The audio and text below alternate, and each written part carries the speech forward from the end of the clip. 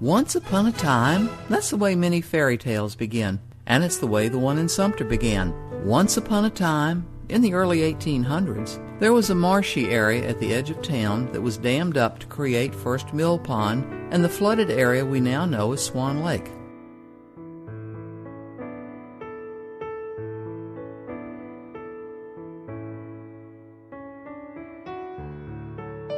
Nothing much of note, at least to this story, happened there until a century later when Mr. H.C. Bland bought the property.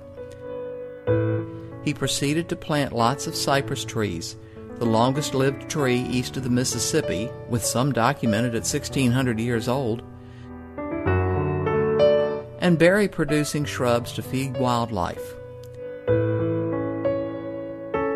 He began construction of islands in the marsh, composed of debris, to attract fish. His wildlife and fishing haven was underway. A variety of exotic birds were brought in, many inadvertently providing dinner for the alligators that inhabited Shotpouch Creek, the remnant of the Black River system that drains eventually into the Green Swamp, the Pocataligo Swamp, and on to Georgetown. Sometime in the early part of the 20th century, Mr. Bland decided to plant some of the gorgeous Japanese iris he had seen. He obtained the rhizomes and had them planted in his in-town yard, just as he had planted bearded or German iris, in full sun and in well-drained soil. The following spring's results were abysmal. He had his workers toss the underproducing plants into the mucky soil of the marsh to add fill to the islands under formation. And here's where the gardening fairy steps in. The next spring, the swampy area was awash with the glorious purple and white and magenta blooms Mr. Bland had coveted. And to complete the fairy tale, the various species of swans he had imported, the first from Australia, were doing well and eventually included the mute swan, the classic fairy tale swan. As time went on, approximately 80 acres were developed at Swan Lake. More acreage, totaling about 250 acres, were left in their wild state. In 1932, Mr. Bland's friend, A.T. Heath, bought 70 acres situated across the road from Mr. Bland's fishing haven. More planting was done, including many native plants. Just 5 years later, Mr. Heath gave his property to the city of Sumter to be used as a park, provided the city would never charge admission and that his friend Mr. Bland would be in charge of any landscaping done there. 12 years later, Mr. Bland deeded his property to the city, and magically or not, Swan Lake Iris Gardens was formed.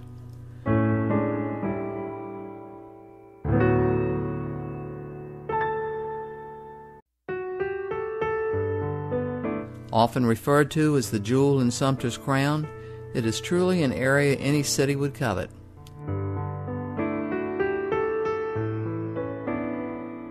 That all 8 species of swans in the world have been obtained for the gardens is another fact to brag about.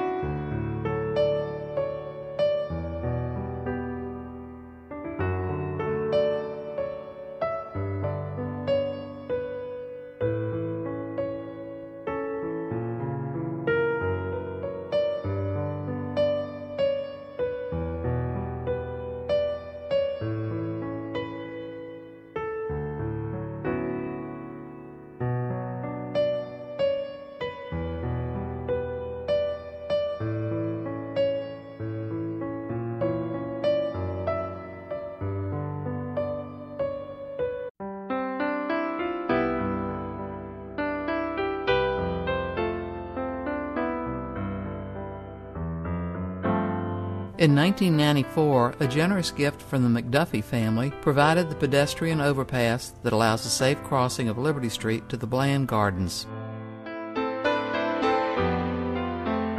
Seen from the 1,000 feet of boardwalk extending into the Bland Gardens are Spanish moss hanging from cypress trees, shade plantings, and more swans in this quieter area of the gardens.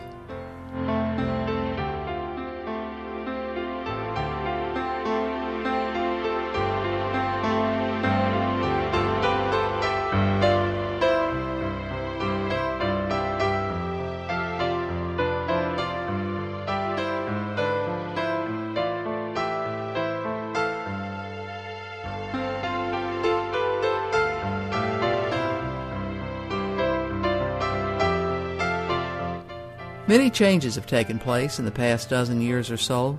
With support from the city, Palmetto Pride grants, and the efforts of State Representative Merle Smith, a visitor center was constructed where an open-air pavilion had been. And the Iris Market, built by the city and run by the Evening Pilot Club, opened where snacks and memorabilia can be purchased Thursday through Sunday. Brick and wrought iron fencing installed, and the Heath Pavilion built, used for family, company, club, and wedding parties, and on land donated by the Heath family. In 2001, the Friends of Swan Lake was formed, an organization evolving from an earlier advisory group formed to aid in the development and repair after Swan Lake was heavily damaged by Hurricane Hugo. The goal of the Friends was to increase interest and awareness of the gardens and to work with the city and garden staff to maintain and improve Swan Lake. Several sculptures have been purchased, 2 by Sumter native Zan Lee Wells, and Jack's Storytime by sculptor Gregory Johnson. In 2010, a major sculpture by nationally known local artist Granger McCoy was commissioned by the city, the Friends, and the Williams Bryce Edwards Foundation.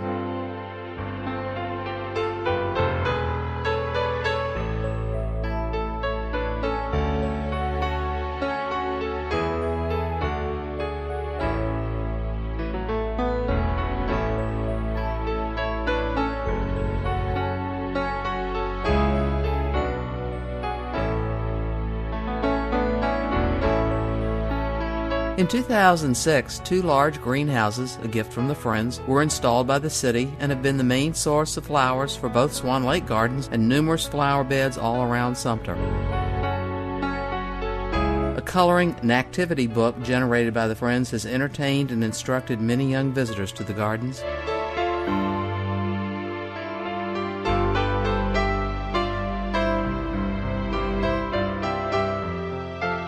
Numerous benches have been donated in memory or honor of loved ones, a program overseen by the Friends. Sumter Master Gardeners have been involved at Swan Lake for many years, initially helping weed the iris beds and potting up plant plugs for the greenhouse.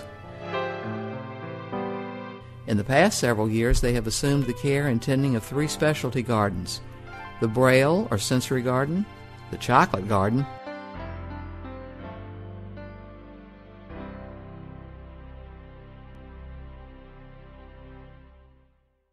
and the Butterfly Garden.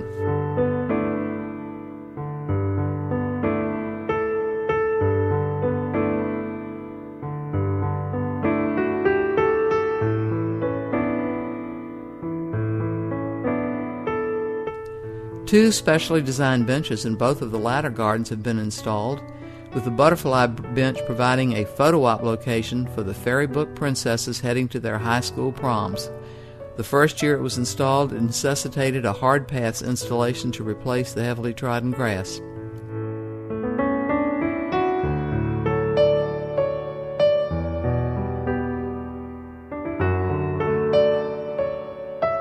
Camellia Island, part of Mr. Bland's original plan for the gardens, contains hundreds of lovely mature camellias, many grafted by Mr. Bland himself.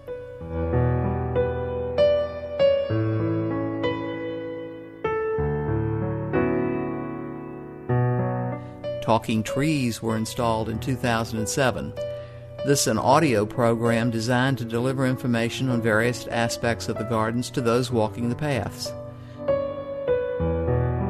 The Friends' most recent project was the renovation of the 1924 fire truck that had been a long-time centerpiece of the children's playground. The late Tom Garrity, owner of G&G Fabrications, made this entire project possible. Now spiffed up and looking ready to answer a fire call, it has been welcomed with glee by hundreds of would-be firemen.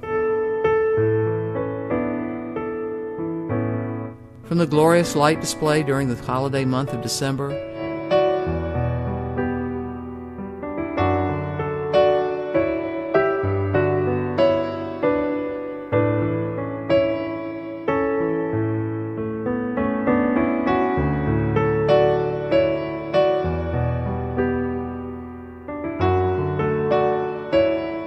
the Iris Festival in the spring, various activities during the year, to a casual stroll along the edges of the lake observing the resident and visiting waterfowl and the plants that provide interest all year long, it is a fairy tale place for all to enjoy. Come, enjoy, bring your camera, and try to capture some of the magic.